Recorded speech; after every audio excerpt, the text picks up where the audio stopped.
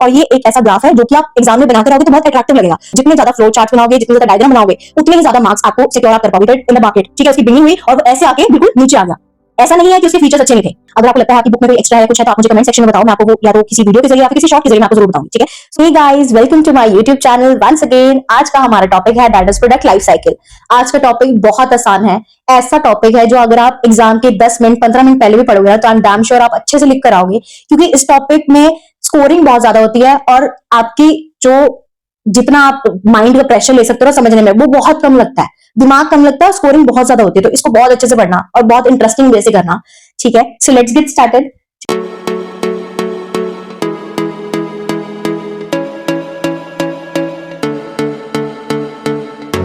ठीक है, first is the meaning. अब प्रोडक्ट लाइफ साइकिल क्या होता है? सीधी सी बात है, कोई भी मार्केट में नई चीज आती है, इंट्रोडक्शन से वो डिक्लाइन तक आती है। नोकिया भी आया था, इंट्रोड्यूस हुआ, बहुत चला, ठीक है, लोगों ने बहुत खरीदा, एट द एंड आज उसका कोई नाम नहीं है। कीपैड वाले जो मोबाइल्स थे, ठीक है, उनका कोई नाम नहीं है। ऐसे ही जब एक प्रोडक्ट लाइफ साइकिल की जर्नी स्टार्ट होती है इंट्रोडक्शन स्टेज से, और जब वो खत्म होती है यानी कि डिक्लाइन स्टेज पे, that is called product life cycle. Basically a journey of a product from starting to ending, right? The next thing is stages. अब देखो, स्टार्टिंग से एंडिंग का क्या मतलब होता है? स्टेजेस भी तो होंगे बीच में कुछ, ठीक है। इसके बीच में 2 स्टेजेस होते हैं, हम इसे बहुत डिटेल में पढ़ेंगे इसे, ठीक है, ताकि आप इसे अच्छे से अटेम्प्ट करो एग्जाम में। और मैंने आपको इजी अंडरस्टैंडिंग के लिए यहाँ पे ग्राफ भी दिया है। ये IGMD is basically for introduction, growth, maturity and decline. ये स्टेजेस मैं आपको समझाऊंगी और ये एक ऐसा ग्राफ है जो कि आप एग्जाम में बनाकर आओगे तो बहुत अट्रैक्टिव लगेगा, क्योंकि टीचर देखता है कि कितना अट्रैक्टिव आपने पेपर बनाया है। एक चीज याद रखना, एक टिप मैं आपसे बहुत इंपॉर्टेंट शेयर कर रही हूँ, जितने ज्यादा फ्लो चार्ट्स बनाओगे, जितने ज्यादा डायग्राम बनाओगे, उतने ही ज्यादा मार्क्स आपको सिक्योर आप कर पाओगे। क्योंकि टीचर पैराग्राफ या उसके अंदर के लेंथ नहीं देखता, वो देखता है कि प्रेजेंटेशन, प्रेजेंटेशन इज मस्ट। तो नंबर लेने हैं तो प्रेजेंटेशन बनानी ही पड़ेगी, देनी ही पड़ेगी, नहीं तो कुछ नहीं होने वाला। ठीक है, चलो स्टार्ट करते हैं स्टेजेस से। सबसे पहले आता है इंट्रोडक्शन स्टेज। इंट्रोडक्शन स्टेज एक ऐसा स्टेज होता है जिसमें प्रोडक्ट फर्स्ट टाइम मार्केट में आता है। उससे पहले उसका कोई नाम नहीं होता, कुछ नहीं होता, ना एग्जिस्टिंग होता है, कुछ भी नहीं। पहली बार जब मार्केट में एक प्रोडक्ट लॉन्च होता है, दैट इज इंट्रोडक्शन स्टेज। इसमें क्या होता है, आपकी सेल्स कम होती है, होती नहीं है। लोगों को अवेयरनेस ऑलमोस्ट नील, पता ही नहीं नया प्रोडक्ट आया, बिना प्रमोशन के, बिना इन सब चीजों के कैसे पता चलेगा? एडवर्टीजमेंट नहीं आएगी, पर्सनल सेलिंग नहीं होगी, सेल्स प्रमोशन होगी, कैसे पता चलेगा? ठीक है, अवेयरनेस जीरो, सेल्स कम। अब सेल्स नहीं है तो प्रॉफिट भी नहीं होंगे, क्योंकि कॉस्ट तो आ रही है, बनाने की कॉस्ट आ रही है, पर जब लोग खरीद नहीं रहे तो प्रॉफिट कहां से होगा? और कई बार तो ऐसा होता है कि नील प्रॉफिट या फिर नेगेटिव भी प्रॉफिट हो जाता है। बट इस पॉइंट पे जो कंपटीशन होता है वो आपको कम होता है।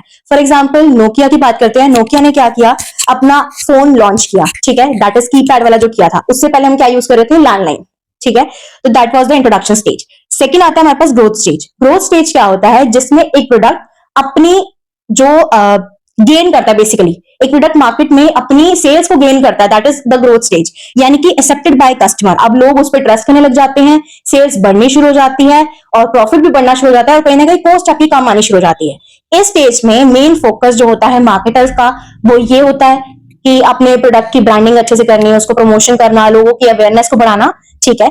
इसमें क्या होता है, सेल्स बढ़ती तो है पर कहीं ना कहीं रेट जो होता है वो कम होता है, धीरे धीरे बढ़ती है, एकदम से नहीं बढ़ती, ठीक है। Next is maturity. Maturity stage एक ऐसा स्टेज होता है जहां पे जितनी मैक्सिमम सेल्स हो सकती है उतनी ही होगी। फॉर एग्जाम्पल 10,000 लोग थे, 10,000 लोगों ने खरीद लिया, इससे ज्यादा सेल्स नहीं होगी। अब होएगी, अगर होएगी भी तो क्या होगी कि कम, यानी कि सेल्स डिक्लाइन होनी शुरू हो जाएगी, कम होनी शुरू हो जाएगी। जैसे कि यहाँ पे देखो, इंट्रोडक्शन में ग्राफ में बढ़ रहा है, देन ग्रोथ में और बढ़ रहा है। मेच्योरिटी में इट्स स्टेबल, 10,000 यूनिट है तो 10,000 यूनिट ही रहेंगे, और उसके बाद थोड़ा थोड़ा गिरना शुरू हो जाएगा। अब इसमें क्या होता है, जैसे फॉर एग्जाम्पल 10,000 लोगों ने नोकिया खरीद लिया, ठीक है, अब नोकिया खरीद लिया, अब दोबारा वो क्यों खरीदेंगे? ठीक है, अब वो, अब जैसे आईफोन यूजर्स भी है। अब आप एक बात बताओ, अब अगर आप एक साल एक मॉडल खरीदते हो, क्या अगले साल आप सेम मॉडल खरीद के आते हो? नहीं ना, अगले साल आप नए मॉडल की वेट करते हो, ठीक है। दैट इज मेच्योरिटी स्टेज, जहां पे आपने खरीद लिया, एक लेवल तक हो गई, उसके बाद वो प्रोडक्ट नहीं खरीदते लोग, ठीक है, वो और वेट करते हैं और एडवांसमेंट की और डेवलपमेंट की या नए प्रोडक्ट आने की मार्केट में। Next is finally the decline stage. इसमें क्या होती है, जो लोगों की डिमांड है प्रोडक्ट की वो कम होनी शुरू हो जाती है, ठीक है। दैट मीन्स बिल्कुल ऑलमोस्ट नील, खत्म। क्यों? अब सैमसंग आया नोकिया के बाद, ठीक है, बाकी टच फोन आ गए, एंड्रॉइड जो भी थे, ठीक है, सारे आ गए। अब एक बात बताओ, आपको सेम ही अमाउंट में कीपैड में मिल रहा है, सेम अमाउंट में मान लो आपको फॉर एग्जाम्पल कोई टच फोन भी मिल रहा है, बट टच फोन में क्या है, आपके पास बहुत सारे ऑप्शन है, कैमरा अच्छा है, साउंड क्वालिटी उसकी अच्छी है, और भी बहुत सारे फीचर्स है जो कि आपके कीपैड में नहीं थे। अब आप खुद समझदार हो कि आप कौन सा फोन खरीदोगे, कौन सा नहीं खरीदोगे। तो that's how Nokia started in the market, ठीक है, उसकी बिगनिंग हुई और वो ऐसे आके बिल्कुल नीचे आ गया। ऐसा नहीं है कि उसके फीचर्स अच्छे नहीं थे, ऐसा नहीं है कि लोगों ने खरीदा नहीं, बहुत खरीदा लोगों ने, ठीक है। मेरे घर में भी नोकिया आया था पहली बार जब when I was a kid, ठीक है। तो मैंने भी अपने घर में फर्स्ट जो फोन देखा था, जो मेरे मम्मी पापा ने लिया था, that was also keypad phone, वो नोकिया ही था। ऐसा नहीं है कि हमने उस पर गेम्स नहीं खेली, बट द ओनली थिंग कि उसके फीचर्स या जो नए नए कॉम्पिटिशन आ गए, उसने उस फोन को खत्म कर दिया। That was the declining stage, ठीक है। और यहाँ पे दो आपको ये मैं आपको समझा दिया सेल्स वाला, सेल्स लो का बताया। एक मैंने आपको ये चीज नहीं बताई, दैट इज सैचुरेशन। सैचुरेशन और मैच्योरिटी का मतलब एक ही होता है। अगर आप लिखो saturation point in the market, saturation होता है एक ऐसा पॉइंट जहां से सेल्स आगे नहीं बढ़ती, that is a point of saturation, ठीक है। आई होप आपको ये बहुत अच्छे से समझ में आया होगा विद एग्जाम्पल। तो नेक्स्ट पार्ट पे बढ़ते हैं, that is new product development process. सबसे पहले तो न्यू प्रोडक्ट डेवलपमेंट का मतलब समझ लो होता क्या है। देखो, न्यू प्रोडक्ट डेवलपमेंट का मतलब होता है जब एक प्रोडक्ट मार्केट में नई मतलब पहली बार आता है, ठीक है। एक प्रोडक्ट है वो पहली बार आया, जैसे स्मार्टफोन, इलेक्ट्रिक कार्स, कोई मेकअप प्रोडक्ट, शुगर एक आपको ब्रांड पता होगा मेकअप प्रोडक्ट का, जब वो पहली बार आया, ठीक है, that is new product development. वो पहले कभी एग्जिस्ट नहीं करता था, उसमें कोई सच ऐसे नहीं हुआ कि भी पहले एग्जिस्ट करता था आज उसमें डेवलपमेंट हो गया, ऐसा नहीं हुआ। वो पहली बार जब मार्केट में आया, दैट इज न्यू प्रोडक्ट, ठीक है। इसको इनोवेशन भी बोल सकते हैं, इसको न्यू प्रोडक्ट डेवलपमेंट भी बोल सकते हैं। तो अगर आपके पास आएगा process of innovation of new product process of, या फिर आगे न्यू प्रोडक्ट डेवलपमेंट प्रोसेस, कुछ भी आएगा तो कंफ्यूज होने की कोई भी नीड नहीं है। इसमें मेन चीज यही रहेगी, आपको यही प्रोसेस लिखना है। और इसमें प्लीज एरो का थोड़ा ध्यान रखना, मैंने इस तरीके से फ्लो चार्ट बनाया है, ठीक है। इसी तरीके से आप, मेरे पास स्पेस का थोड़ा इशू है, आप अपने एग्जाम में बहुत तरीके से फ्लो चार्ट बना सकते हो। अगर आप कहोगे तो मैं आपके लिए स्पेशल वीडियो डाल सकते हो उसके लिए, कि फ्लो चार्ट कितने टाइप के बन सकते हैं, हॉरिजॉन्टल, वर्टिकल, या किस टाइप में आप बना सकते हो, ठीक है, और किस तरीके से आपको अटेम्प्ट करना चाहिए। तो उसके लिए आप मुझे कमेंट जरूर करना। So next is new product development process. सबसे पहले आता है आइडिया जनरेशन। आइडिया जनरेशन क्या होता है? फॉर एग्जाम्पल एक पर्सन है, कोई भी, जैसे मान लो इलेक्ट्रिक कार, ठीक है, जिसने भी पहली बार इन्वेंट करी, या कोई भी प्रोडक्ट का कोई मैन्युफैक्चर होगा, या जो भी, ठीक है, फाउंडर हो गया, उसने क्या करा, वो बैठा होगा एक दिन, एग्जाम्पल से समझा रही हूँ, उसके दिमाग में एक आइडिया आया, क्यों ना ऐसे करे कि ये प्रोडक्ट बनाया जाए, ठीक है, क्यों ना ये प्रोडक्ट लॉन्च किया जाए मार्केट में। फॉर एग्जाम्पल कोई मेकअप प्रोडक्ट, इलेक्ट्रिक, आपकी मैंने जैसे कार का बताया, कोई भी चीज, एनीथिंग, कोई भी एग्जाम्पल आप ले सकते हो। मैंने आपको पहले बताया कि मार्केटिंग एक ऐसा सब्जेक्ट है जिसमें आप अपने एग्जाम्पल्स लिख सकते हो, बस वो सही होने चाहिए। तो आइडिया जनरेशन एक ऐसा स्टेप होता है जिसमें आपके पास आइडिया आता है और आप उसको क्रिएटिवली अपने दिमाग में सोचते हो बैठ बैठ के, ठीक है। Next is idea screening. अब ऐसा नहीं है कि आपके दिमाग में एक ही आइडिया है, आपके दिमाग में 4 आइडिया भी आ सकते हैं एक टाइम पे, 5 भी आ सकते हैं, 10 भी आ सकते हैं। पर आइडिया स्क्रीनिंग का मतलब होता है आप उन आइडियाज को निकालो जो आपके काम के नहीं है। अब काम के क्यों नहीं है, उसके भी बहुत सारे रीजंस हैं। जैसे मान लो कॉस्टली बहुत आइडिया, या आपको लगता है कि अच्छा है पर इंडिया में नहीं चलेगा, या स्पेसिफिक रीजन में नहीं चलेगा, या रिस्कियर बहुत है, या इसके लिए जो आइडिया मेरे दिमाग में आया उसके लिए टेक्नोलॉजी नहीं है उसको बनाने के लिए, कुछ भी, तो आप एलिमिनेट करते हो। एलिमिनेट करना जरूरी इसलिए होता है क्योंकि देखो, अगर तो आप 10 आइडिया लेकर आगे चलोगे लाइफ में, आपको एक भी जगह सक्सेस नहीं मिलेगी। आप एक जगह पहले प्रोडक्ट बनाओ, उसको थोड़ा सा गेन करो, फिर उसके बाद दूसरी जगह सोचो, राइट। अगर मैं 10 चीजें एक बार में सोचूंगी तो मैं बीच की रह जाऊंगी, ना वो कर पाऊंगी ना ये। सो यहाँ पे आपकी टाइम सेव होगा, कॉस्ट सेव होगी, रिसोर्सेज आपके जितने भी आपने लगाने वो सेव होंगे। सो दैट्स वाई स्क्रीनिंग एक ऐसा पॉइंट है जो कि बहुत इंपॉर्टेंट है। अगर ये स्टेज नहीं होगा तो पूरी साइकिल जो है वो गलत हो सकती है। Next is concept development. अब जो आपका दिमाग में आइडिया आया, कंसेप्ट आया, आप उसको डेवलप करोगे, ठीक है। बेसिकली वो प्रोडक्ट जो आपके दिमाग में आया कि हाँ, मेरे कोई प्रोडक्ट मैन्युफैक्चर करना है, कोई भी, फॉर एग्जाम्पल लिपस्टिक है या शैम्पू है, ठीक है, आप उसको कंसेप्ट बताओगे लोगों को, एक कंसेप्ट बना लोगे उसका कि इसमें ये प्रोडक्ट, सॉरी, इसमें ये फीचर्स होंगे, इसमें ये इंग्रेडिएंट्स होंगे, ये सब चीजें होंगी। Next is marketing strategy development. इसमें आप स्ट्रैटेजी बिल्डिंग करोगे, प्राइसिंग, ठीक है, आपकी डिस्ट्रीब्यूशन चैनल, आपकी प्रमोशनल टूल, आपकी ब्रांड, आपकी लेबलिंग, ये सब चीजें स्ट्रैटेजीज यूज करोगे, अपने टूल्स यूज करोगे। Next is business analysis. अब बिजनेस एनालिसिस करना इज वेरी इंपॉर्टेंट स्टेप। देखो क्यों, अब आप ये देखोगे ना अपने बिजनेस एनालिसिस में कि आप जो प्रोडक्ट बना रहे हो उसका प्रॉफिट कितना आ रहा है, ठीक है, उससे प्रॉफिट होगा नहीं होगा, कॉस्ट कितनी आएगी, आपको कितना फायदा होगा, आपके पास इतने रिसोर्सेज हैं या नहीं है, आपकी फर्म इतना इन्वेस्ट कर सकती है या नहीं कर सकती, ये सब चीजें, that is all covered under business analysis. Next is product development. अब जो फाइनली आपने प्रोडक्ट सोचा था आप उसको डेवलप करोगे, उसमें ब्रांडिंग, पैकेजिंग, लेबलिंग, ग्रेडिंग, जो भी मैंने आपको चीजें पहले समझाई है मार्केटिंग में, ठीक है, वो सब चीजें आप उसमें लगाओगे, प्रमोशनल टूल्स वगैरह, ये सब चीजें। Next is test marketing. Test marketing एक बहुत इंपॉर्टेंट स्टेप है। वैसे तो सारी स्टेप भी बहुत इंपॉर्टेंट है, पर ये क्यों इंपॉर्टेंट है? टेस्ट मार्केटिंग एक ऐसा स्टेप होता है जिसमें आप अपने प्रोडक्ट को मार्केट में लॉन्च करते हो, बट पूरी मार्केट में नहीं करते, एक स्पेसिफिक एरिया में। फॉर एग्जाम्पल 10,000 लोगों में से सिर्फ 100 लोगों को दिखाना अपना सैंपल, ठीक है, कि हमने कुछ लोगों को टेस्ट कराया। टेस्ट मार्केटिंग, टेस्ट से ये समझ में आ रहा है कि कुछ लोगों को टेस्ट कराया और उनके रिव्यूज लिए, पॉजिटिव आ रहे हैं, नेगेटिव आ रहे हैं। ये करना क्यों जरूरी है? जैसे मान लो अगर आपने 10,000 प्रोडक्ट बनाए हैं, ठीक है, अगर तो आपका प्रोडक्ट अच्छा है तो भी आपको रिव्यू मिल जाएगा, नहीं है तो भी। मान लो किसी प्रोडक्ट की रिव्यू अच्छा आ रही है, बट लोगों ने बोला कि इसमें आप एक चीज और डेवलप करो, तो आप उसको प्रॉपर मार्केट में बेचने से पहले उस पर डेवलपमेंट कर सकते हो, ठीक है। कोई भी दिक्कत आ रही है उसको चेंज कर सकते हो। लेकिन अगर आप ये स्टेप नहीं करोगे तो आप कैसे, अगर आपने बेच दिया फिर आपको फायदा नहीं, क्या पता लोग खरीदे ही ना, बिना डेवलपमेंट के, क्या पता लोग खरीदे ही ना, आपके पैसे लग जाए और आपका प्रॉफिट ही ना आए, आपकी सेल्स ही ना हो। तो ये स्टेप इसलिए बहुत इंपॉर्टेंट है। एंड द नेक्स्ट स्टेप और the last step is commercialisation. Commercialisation होता है बेसिकली अपने प्रोडक्ट को मार्केट में बेचना, ठीक है। कोई भी जो आपने प्रोडक्ट बनाया उसको टेस्ट मार्केटिंग करा, रिव्यूज अच्छे आए, ठीक है, ग्रीन फ्लैग आ गया कि हाँ अपने प्रोडक्ट को बेचो, हम खरीदेंगे। Next and the last step is commercialisation, ठीक है। आई हमारे पास नेक्स्ट टॉपिक है प्रोडक्ट क्लासिफिकेशन। प्रोडक्ट क्लासिफिकेशन का मतलब होता है जब आप डिफरेंट प्रोडक्ट्स को उनकी कैटेगरी के वाइज आप उनको डिवाइड करते हो छोटे छोटे ग्रुप्स में, on the basis of their characteristics, यानी कि नेचर सेम है, यूसेज सेम है। फॉर एग्जांपल स्टेशनरी में आप सारे पेन पेंसिल अलग डालोगे। देन अगर आप मान लो फॉर आपकी शॉप है, ठीक है, अगर आपने डिपार्टमेंटल स्टोर है आपका या कोई अच्छी स्टोर है, तो आपके हर सेक्शन में अलग आइटम पड़ी होंगी। एक सेक्शन आपकी टॉयलेटरीज है, एक में आपके डेयरी प्रोडक्ट्स है, एक में आपके स्टेशनरी का है। That is called product classification. अब next is basis of classification. अब आपने कर तो लिया क्लासिफिकेशन, लेकिन किस बेसिस पे किया? तो यहाँ पे मेनली बेसिस मैंने जो होते हैं वो लिखे हुए हैं। अगर आपको लगता है आपकी बुक में कोई एक्स्ट्रा है, कुछ है, तो आप मुझे कमेंट सेक्शन में बताओ, मैं आपको वो या तो किसी वीडियो के जरिए या फिर किसी शॉर्ट के जरिए मैं आपको जरूर बताऊंगी, ठीक है। सो स्टार्ट करते हैं। सबसे पहले आता है ड्यूरेबल प्रोडक्ट। ड्यूरेबल प्रोडक्ट आपके वो प्रोडक्ट होते हैं जो कि टाइम के बेसिस पे, यानी कि यूसेज टाइम के बेसिस पे डिफाइन किए जाते हैं। First is durable.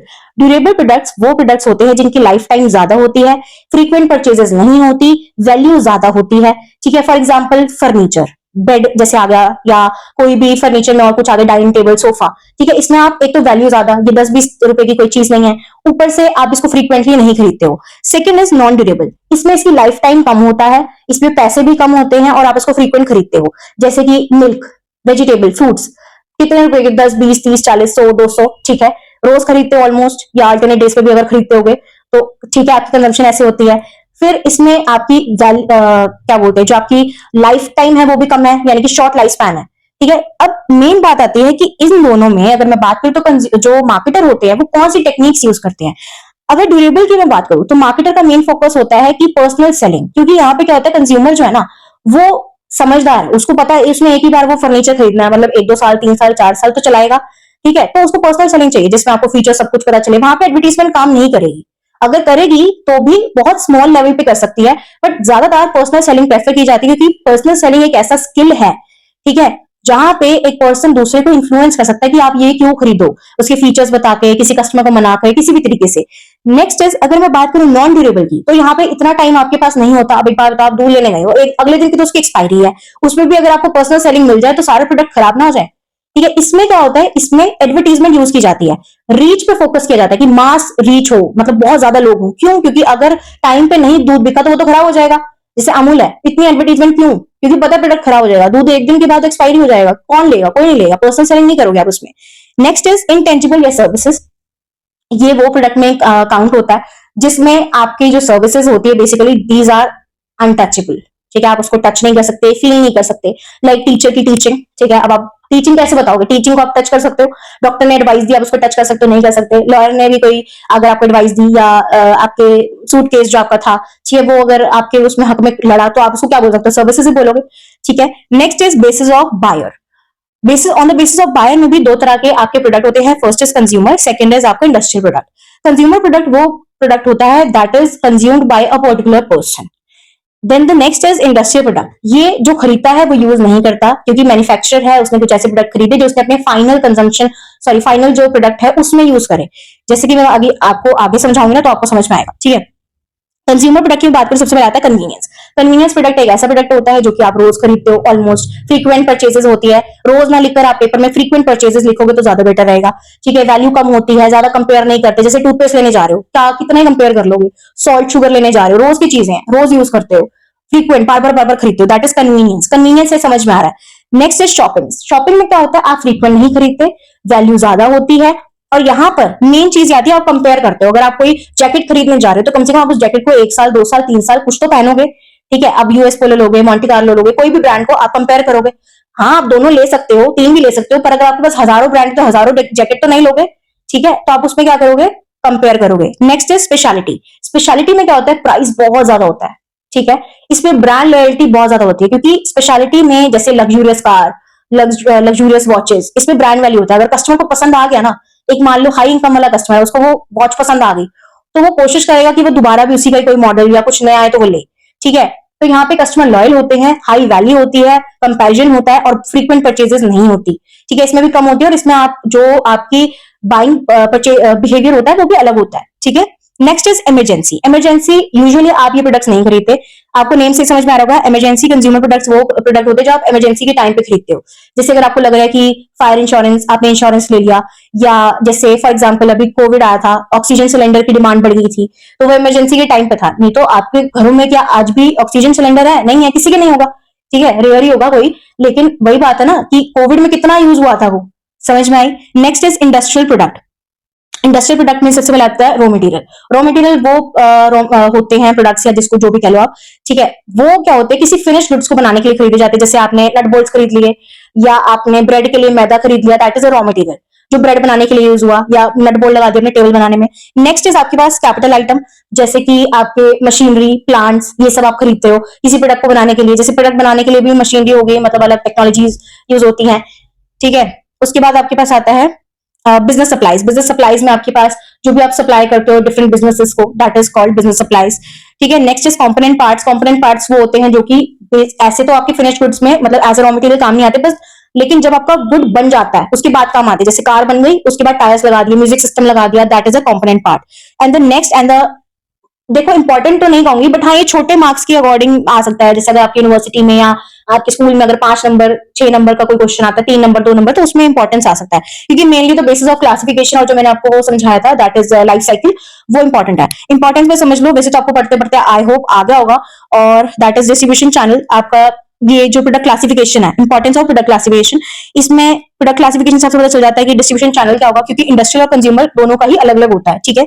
Next is promotional advertisement. कौन से, जैसे मैंने आपको बताया कि किसी एक में तो पर्सनल सेलिंग आ रही है, एक पे एडवर्टीजमेंट आ रही है, तो ये फाइनलाइज हो जाता है कि कौन से टूल्स यूज करने हैं। Next is pricing strategy. आपकी प्राइसिंग क्या होगी, आपकी कॉम्पिटिटर्स के अकॉर्डिंग आपका प्राइस क्या होगा, आपके प्रोडक्ट कितना, मतलब मार्केट की डिमांड क्या है, देन वॉर है क्या है क्या नहीं, ये सब चीजें डिसाइड करने में हेल्प होती है।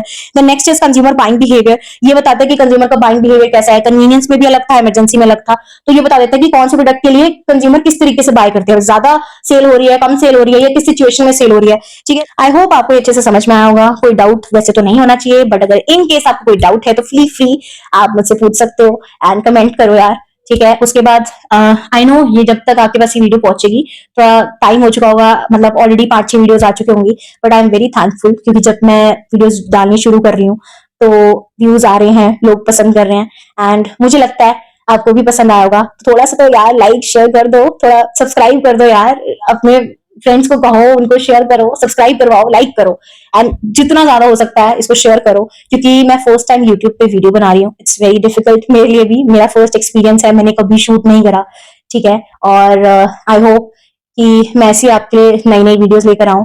यू नो व्हाट, जब आप लाइक करते हो या आपके कमेंट्स आते हैं तो मतलब मुझे ऐसा लगता है कि हाँ मेरे अंदर एक मोटिवेशन आती है। तो you are the only reason जिसको लेकर मेरे अंदर मोटिवेशन आती है कि मुझे एक और वीडियो बनानी है। एंड नेक्स्ट वीडियो में मिलते हैं, और नेक्स्ट वीडियो आपके लिए ब्रांडिंग, लेबलिंग एंड पैकेजिंग के लिए होगी। एंड आई होप आप इस वीडियो को लाइक करो, प्यार दोगे बहुत ज्यादा, ठीक है। तो thank you so much for watching. जय श्री राम।